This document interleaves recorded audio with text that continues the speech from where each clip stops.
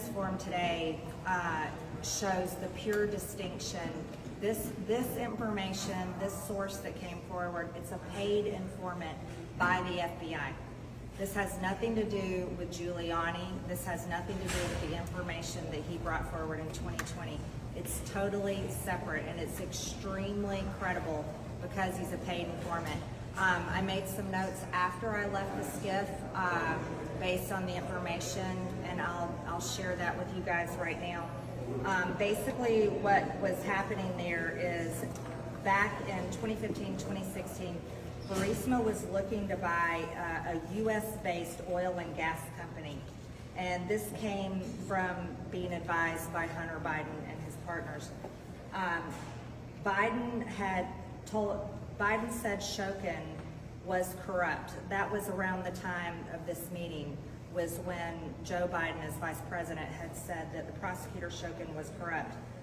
They hired Hunter on the board to make the problems go away. That's what they specifically said.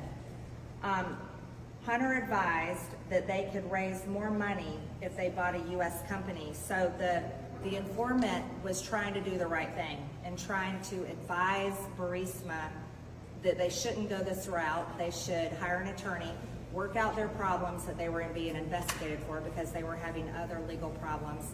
And that's why they were being investigated by this prosecutor Shokin. The informant was advising them, don't go this route. Why would you buy another U.S. company while you're under investigation? That's not a good idea. So he's trying to tell them to do the right thing. The owner of Burisma said that Hunter was stupid and that his other business partner was smart. He also said that he paid $5 million to one Biden and he paid $5 million to another Biden. And it was all a bribery to get Shokin fired and end the investigation into Burisma. He also told the informant this is common practice in Russia and Ukraine. It's common practice, it's part of business there, that's how their culture works, that they will pay bribery money in order to get business deals done.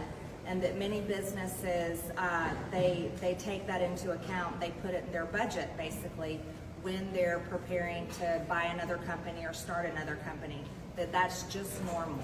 And so over in Ukraine, for them to consider hiring Hunter Biden on the board in order to make their problems go away, which was the prosecutor Shokin, who was investigating Burisma for corruption and legal problems. This was definitely illegal for a vice president of the United States and their family members. The informant had asked the owner of Burisma if he was happy that Trump won, and he said no, he was not happy. Remember, he had invested a lot of money into the Bidens to make his problems go away. But he did say that it would take 10 years for all of us to find out the payments made to the Bidens because of how many bank accounts there were. He said at the time there were no direct payments made to the big guy, but in a meeting later, after he had become more upset as things were unfolding, he told the informant that he has two pieces of evidence showing proof of payment to Hunter and specifically Joe Biden. You see, I think what everyone needs to understand is that business owners, at least the most smart ones, whether they're good or bad, whether they perform their business in a legal manner or a corrupt manner, they always keep records of their business payments, accounts and receivables. That's how it's done. And this owner of Burisma kept a record, especially of the bribes. And if you're in an industry where you have to pay bribes to get your business deals done, then you always want to keep a record and keep proof of your bribes, because that's how you make sure you get people to follow through on what they're done with. What I read today is again shocking. Just as what I read in the Treasury Department with all the SARS report is shocking. But we are going to continue following this investigation. We're going to continue to look into every single thing that we can uncover. We need the FBI to keep cooperating with us. That's extremely important. And I have very high expectations of Christopher Wray that he'll do the right thing and continue showing us the information that we're asking for.